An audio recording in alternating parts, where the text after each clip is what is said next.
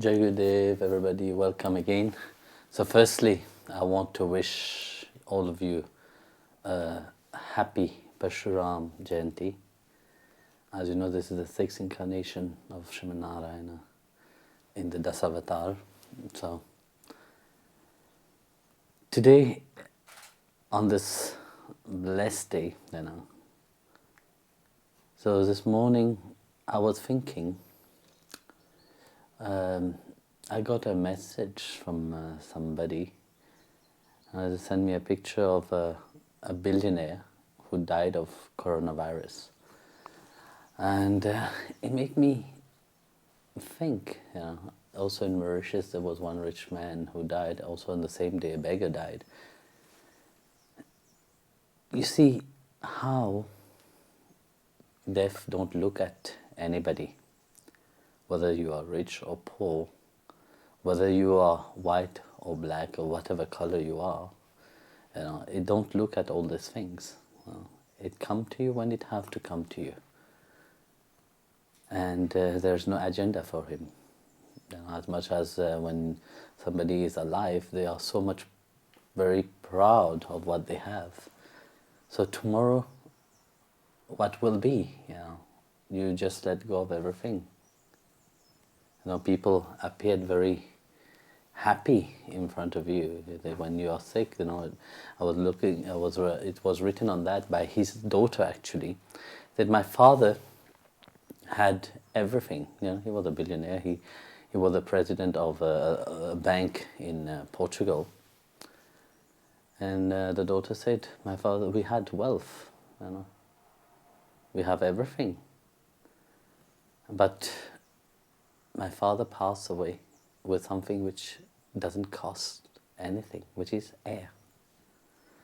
Air is available for everybody. How grateful it is, how grateful we should be, that nature have given that to us. Very often we are not grateful. This reminds me of a story which also somebody sent me when I was in Vrindavan, of a man who was sick. He went to the hospital and the doctor had to put him on a ventilator. And the doctor said to him, after he was on the ventilator, he get fine, so they gave him the bill. The doctor said he saw him become very sad, looking at the bill, because it was 500 euro per day, and it was shock for him to see that it was not shock for him, but show on his face that he was shocked, because I can't really remember the story right now. But then the doctor said, "Listen, you don't need to worry about, we will settle it, we will find out a way." Then the man said, "It's not about the money. I have the money to pay for it. It's nothing to do with the money. But I realize for 93 years, every day of my life, how much I owe God for what He have given to us, for this air which we breathe freely." And I was looking at that, saying, you have worked whole life, you have made millions, billions, whatever, and yet at the end you're dying. He was alone. Nobody could, his daughter could not even go to his funeral, anything. Not his family, not his friend, nobody. So you died alone. So understand how life is important, and be grateful about that.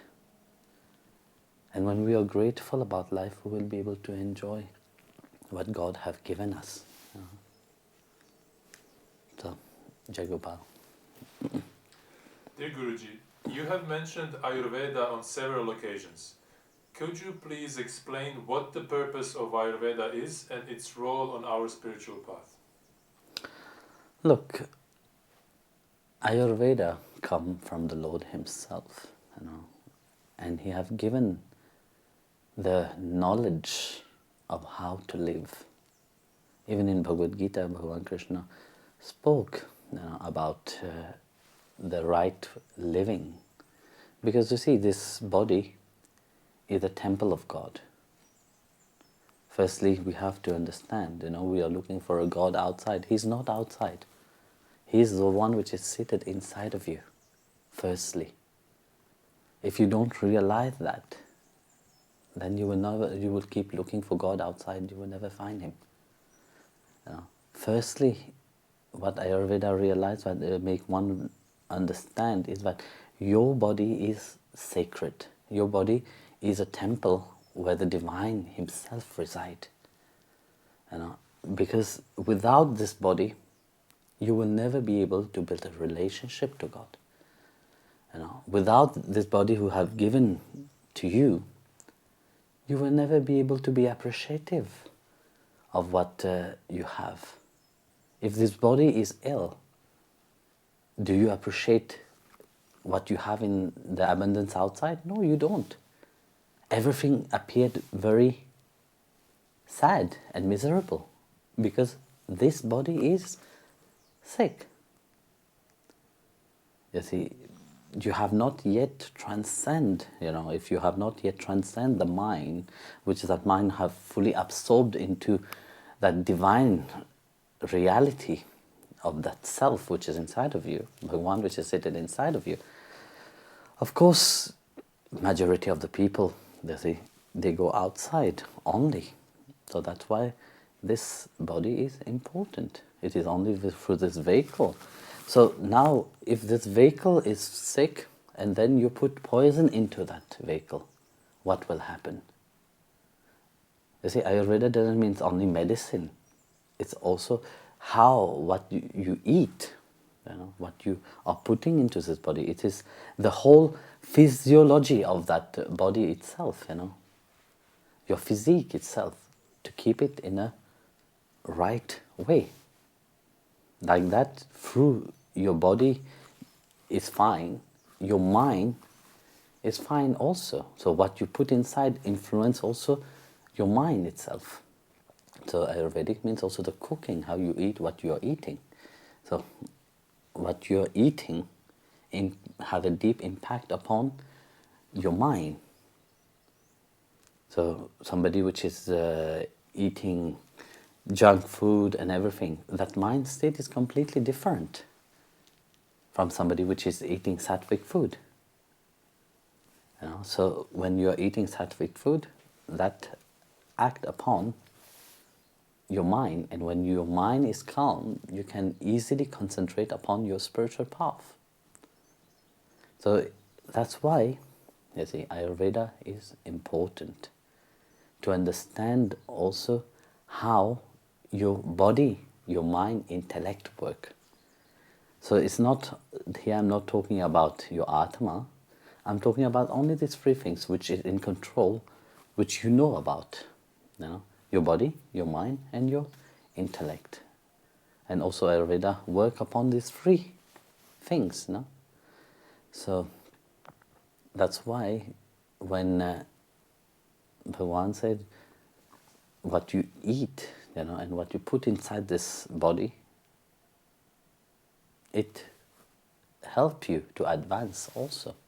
It helps you to move from, because it's, you see, if your body is heavy, in the energetical level I'm talking about, if your body is heavy, with a heavy energy, because what you put inside of you, you can't really concentrate in your meditation. You can't concentrate in your japam, you can't concentrate into building your relationship with God. Only when that is, firstly, in the spiritual path, it's always like that. In your life itself, if you look at that, firstly, it's about looking after yourself. By looking after yourself, you will be able also to help others.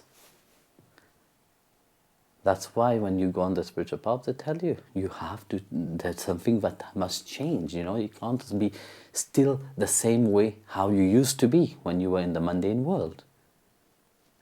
Because mundane reality is a different reality, and spiritual reality is a complete different reality. So, and if you want to engage yourself into that reality, then changes must happen. Then the first change that happen on your physical level, on this bodily level, and to the sense action of the sense organs. You know? So when that change, automatically the mind also will start to change itself. You know? So that's why Krishna said, you know, in the Gita, if you want to control the mind, it's taught by controlling the senses. So by controlling the senses, that mind will be tame. But if the senses are running loose, it's very difficult. Yeah. So in Ayurveda, you start to learn to look after yourself, not just physically, because you see nowadays it has become a trend, you know. But when people talk about Ayurveda, they think of cure only. Oh no, I'm going for an Ayurvedic cure, or I'm going to a spa, or I'm going to Kerala, you know. These are not Ayurveda, you know. Ayurveda is a deeper sense of which bring you to the understanding that everything is divine, starting firstly with your physical body itself. You know, that is divine itself. Like Krishna said in Bhagavad itself, you know, chapter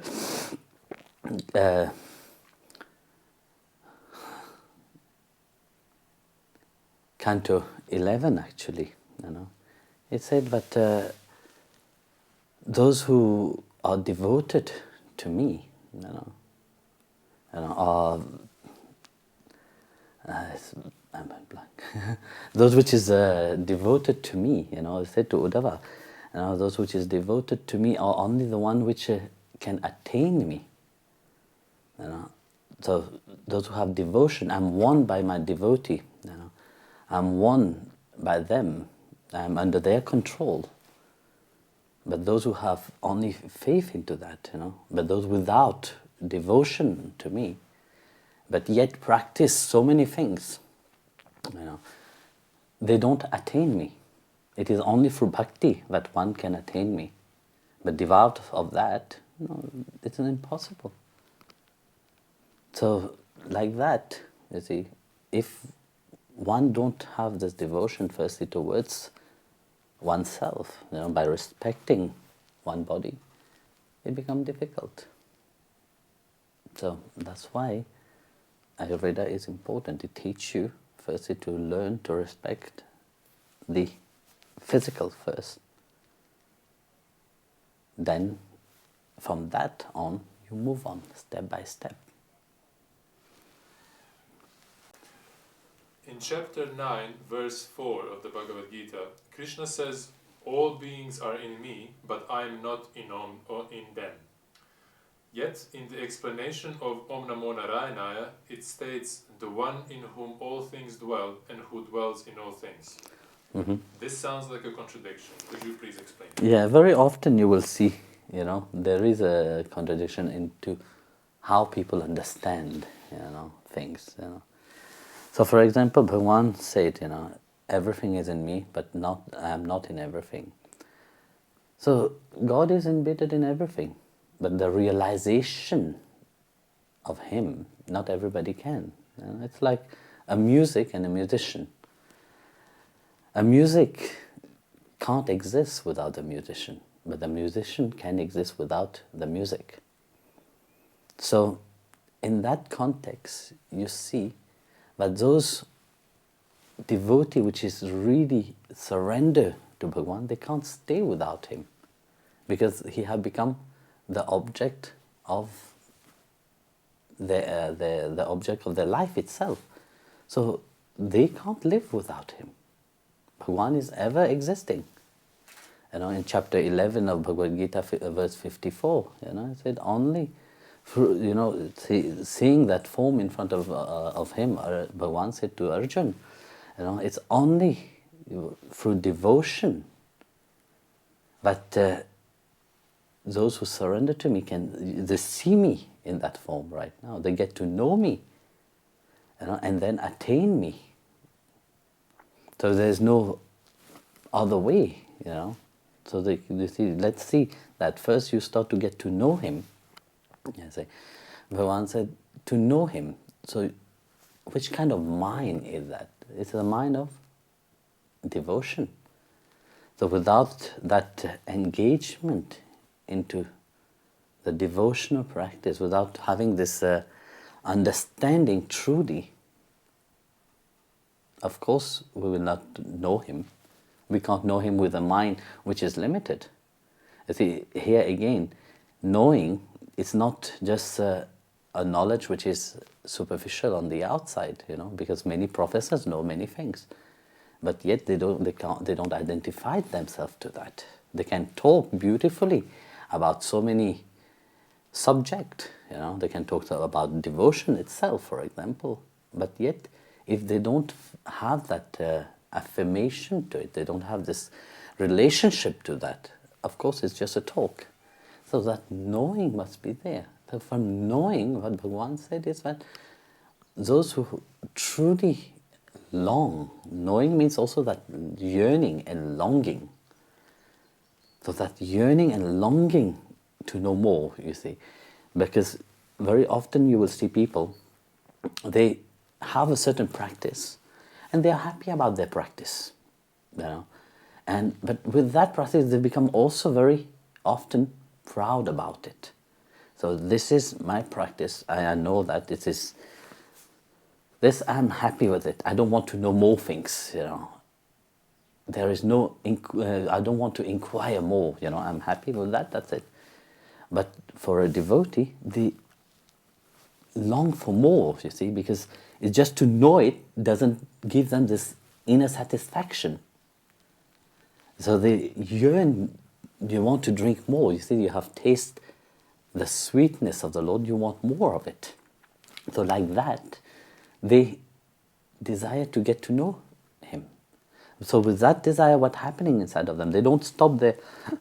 Sorry, they don't just learn with filling their mind and just let their mind be absorbed in, okay, it's beautiful, let me move on to that. You see people, they read books, one book after the other, they say like novel and so on. Their life goes on like that. People also go on spiritual paths also like this. They, they go from one courses to the other courses and this courses and that courses. They think that by going to courses and courses and courses, they think that they are becoming very spiritual. They're becoming very wise. Actually, no, they are not becoming very wise, because they are just moving from one ideas to the other, because they look always for new things. It have to be always continuously something new to happen. So in that novelty of things, they think that, yes, now I have learned something good, I'm more wise. Yes, you are wise, but it's not that kind of wisdom that can really awake that longing for the Lord inside of you. That's why, you see, to know things, here Bhagavan said, you must really have that yearning, that devotion.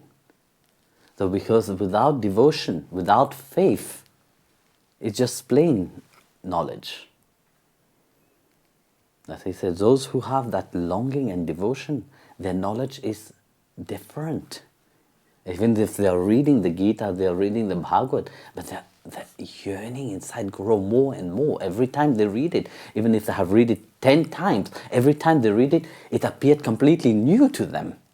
Because you see, some people, they read one time a book, and then they just put it aside.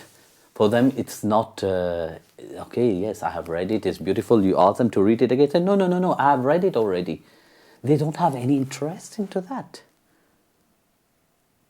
So this is put aside. Even the Lord which is seated inside, again I said, like Krishna said, I am the indweller of things, I am indweller of everything. I am in everything. As being the omnipresent Lord, I am in everything. But those who doesn't understand me, they will never see me. So here again, coming to that point of Om Namo Narayanaya, where the Lord said, I am in everything and everything is in me. There's nothing which is outside of his cosmic body. Here we're talking about the Supreme Lord in his cosmic form. Everything is in his cosmic body. And everything what is happening, the whole multitude of universes are all in his cosmic body. We are not separate from him. Then can be no ever separation from him. So, knowing that, it is very important which kind of knowledge is arising. It's not just merely to fill the mind with a certain kind of knowledge. No, that knowledge must give you something, must reveal something to you. And that knowledge reveal the Lord himself. So that realization, you see, come to those who have this determination, not just say, yes, I want realization, I'm practicing, but yet I'm devout of bhakti. So when you are devout from bhakti itself, it don't work. It is through bhakti that Bhagwan reveal himself. Through bhakti that Bhagwan show that you are in me, I am in you. So then you have that seeing, you perceive the Lord. When your mind have transformed into divine, you start to perceive the Lord not outside, but inside of you. You see him inside of you. So when you start to see him inside of you, give you a different realization. You start to perceive that inside of you, he's seated. And through that, the devotee have this deep relationship. Then they said that those who have that attain me. Those who have come to that point of realization, they know that we are in that web of relationship. It is only through that web of relationship that we are all connected. That delusion that of which everything is separate disappeared. Then one perceived the Lord everywhere, perceived Krishna everywhere. So in that context, you see that both is relevant to itself. But the understanding of that one must understood. When Bhagwan said that I'm in everything, but not everything is in me, that I can exist without everything else, but everything else can't exist without me. When people say, yes, I can count upon my own strength, Yet, but if the Lord himself didn't give you that strength, didn't allow you to function, like it said in the Ramayana, not a single leaves move, but the Lord himself will it. Not a single leaves move, but Ram don't will it to move. So everything happened into a certain cosmology itself, which is very difficult to comprehend when the mind is in a limited focus, So that mind itself, when it transcends, then you can really have a glimpse of that reality. So here, that's why on OM Namo Narayanaya, when we are chanting, it reveals that supremacy of the Lord, that nothing is outside of him. Everything is inside of him. But you have to come to that point of realization itself. You must awake, that self which is dormant. But if you keep sleeping, when you awake, then the reality reveals itself. But one must awake into that reality. Because if you keep sleeping and sleeping and sleeping, saying, yes, it is just this reality, but when would you be awakened? So this is the role of the Guru, to awake those which is sleeping. You speak about saints so much, Guruji. Is it possible for us to become a saint? And if so, how? Look, Krishna said, in the Gita, even a sinner, when surrendered to me, must be considered to be a saint. Here Bhagwan said that everybody can become a saint. Sainthood doesn't mean that when the church or when somebody put a title upon you, a stamp on you, say, oh, now you are a saint. No. A saint is those who have that devotion, who have surrendered to the Lord, who have become one with Him, where the Lord reflect and shine through that person. This is a saint. So it's quite rare actually, because it's not when somebody put a title on you, you are a saint, because many saints are not really saints. They have just a title of saint for their good work they have done, for their whatever they have paid, their sainthood or whatever, so this too is laughing. But a saint is the transformation from what you were and how you are, and that you see when one is touched by the grace of Srimad Narayana, when the grace of God, that transformation happens. And such beautiful is the story of Ratnakar itself. You see how he transformed himself. Those who, the Ramayana was written by Valmiki. But before Valmiki became such a great sage, he was known as Ratnakar. So Ratnakar was a bandit. He will hide in the forest, and whoever will pass by there, he will kill them and steal everything from them. So one day, as he was ready, to attack, there was a group of sages. The 7 sages, Saptarishis, was passing by, and he jumped in front of them, and the sages looked at him and said, "You want to kill us? It's fine, you can kill us, but let's get to know each other first." As he started associating himself with them. So more he get association with them, more certain transformation start to happen. Firstly, what brought him to that state of meeting this saint? Because this is, we can say, yes, it's karma, but there was something inside of him, the divine inside of him, found that yet now it is time to reveal something deeper to that soul inside of him. So he got association to these saints, and among one of these saints was Gautama. So Gautama approached him and asked him, "Why are you doing all this, Ratnakar?" And Ratnakar said, "Look, I'm doing that because I have a big family.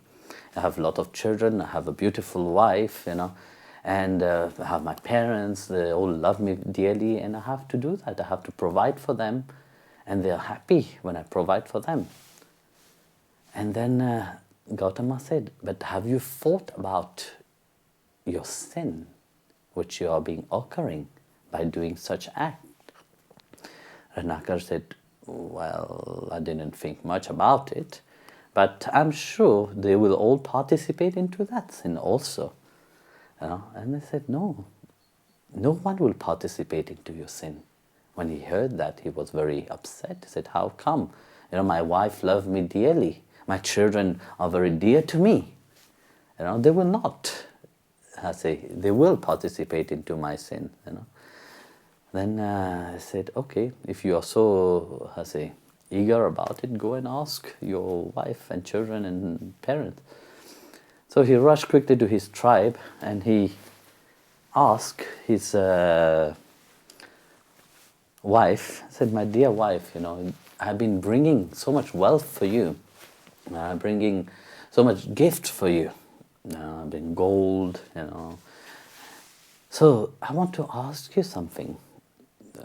would you all participate? Because when I'm bringing this wealth, I've been killing people. And for that I have got a lot of sin upon me. Would you participate into that? As you have participated into my wealth, you also will participate into my sin. So the wife said to Ratnakar, how can I participate into your sin? I can't. Because I'm married to you, I'm your wife, your duty is to care for me. Then the children say the same. We didn't ask you to made us, but you have made us happily. So you have to assume your responsibility. So hearing that, Ratnakar was shocked.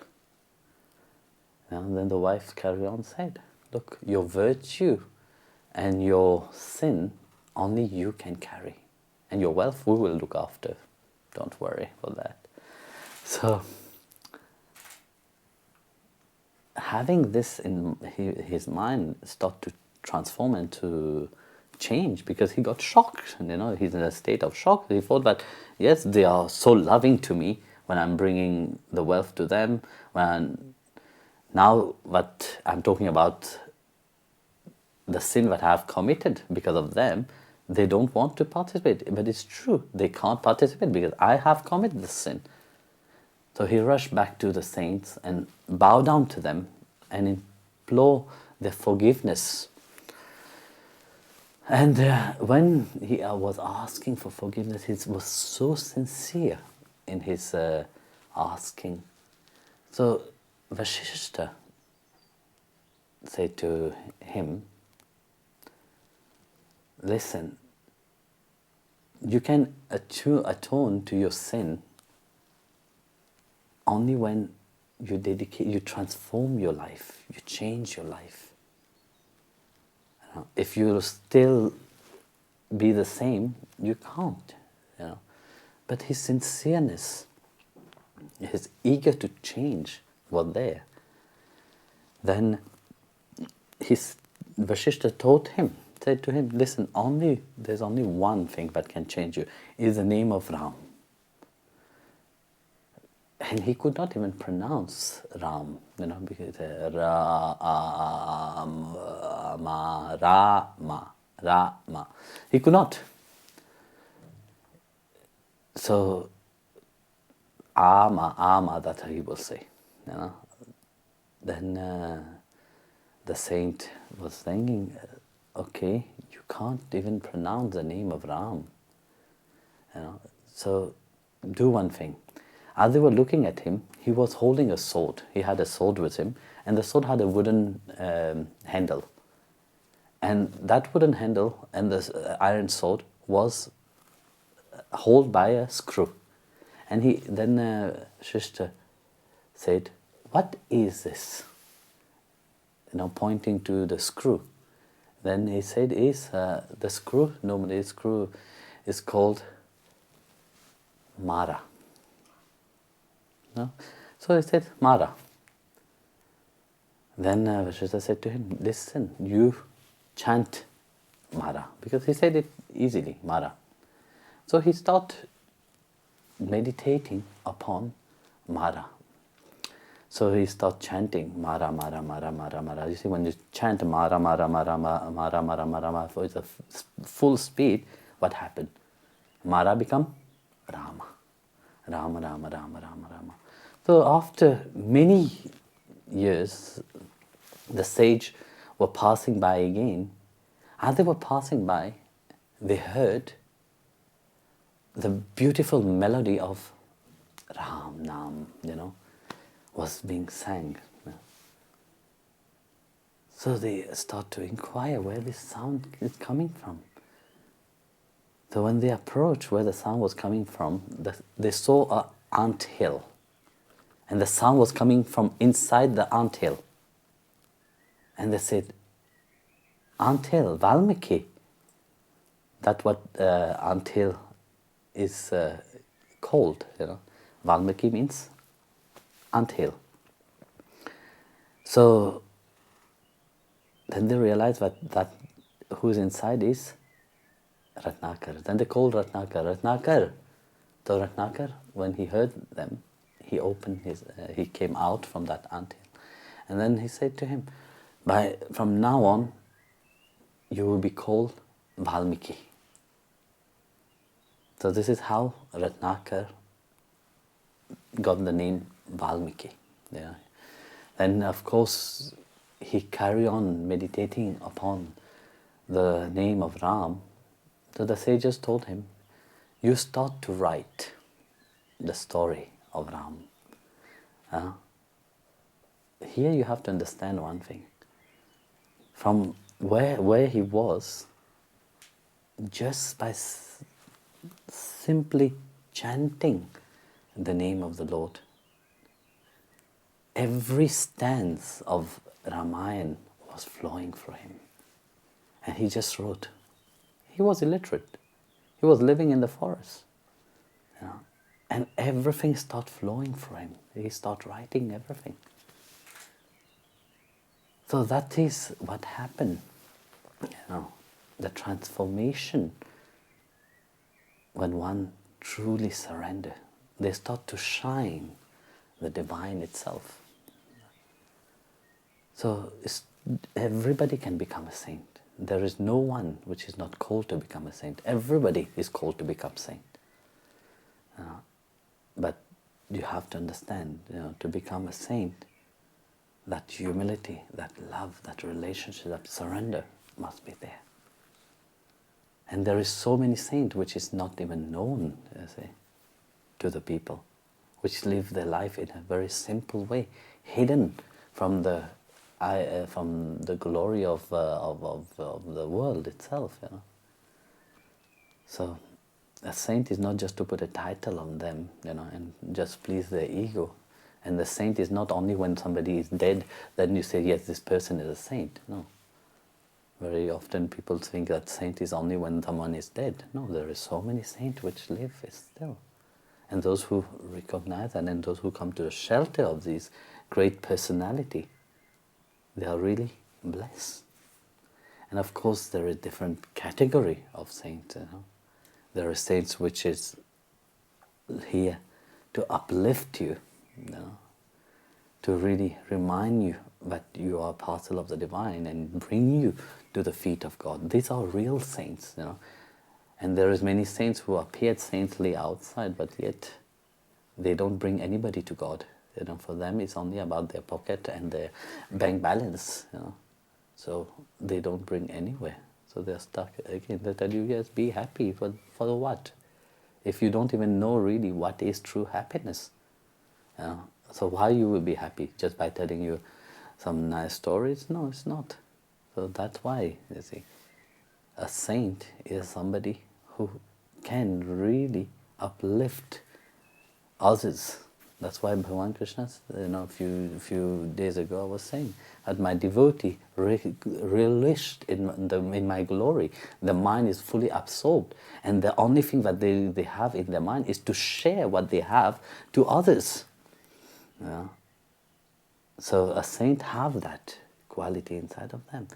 What they have received inside of them, they want to give it to others. That's why I tell all the devotees, encourage people to chant, because you see, for Bhagavan have seen that you are ready, for him to reveal himself to you, and he have revealed himself in the form of his name to you. So encourage people to chant the name of the Lord. Encourage people to chant the name of God. It doesn't matter, from which background you come from. Just encourage people for that. Guruji, have you ever been surprised by someone who recognized your divine nature? Or perhaps you could tell us, what was your most special meeting in this life? Yeah. I don't know who recognized my divine nature or my nature itself, And there is few people, a few great ones who have recognized, I would say my devotee, firstly, I'm not shocked about it, because they do recognize something, you know. And yesterday, you know, was the samadhi of Satya Sai Baba, you know. One who have, you know, when I was young, you know, he was very prominent, you know, he was very there for me, you know. And especially when you try to understand what was happening into your life, you know, when there's so many things, you know, mystical things and all the stuff was happening, but he helped also into that, and he recognized that. You know, I remember when once I was, let's say, sitting there in the interview with him, and he revealed, he said it, you know.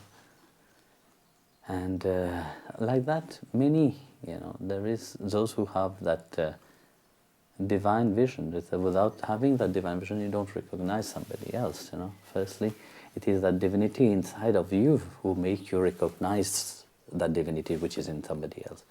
And then this illusion of difference disappeared. You know? But if you have not find that divinity within inside of you, you can't find. It like it said, it takes good to know good. You know, it takes the divine inside of you to recognize the divine in somebody else also.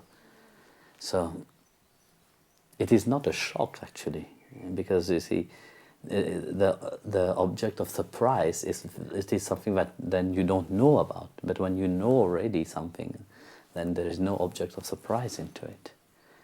So like that, you see, there's no surprising or shocking or whatever. And it just it is a funny question. Like I said, you know, when a devotee are truly surrender, they recognize that. You know. Firstly, they recognize the divinity inside of them. That's what allows them to perceive also that in others. So, Jai Gurudev.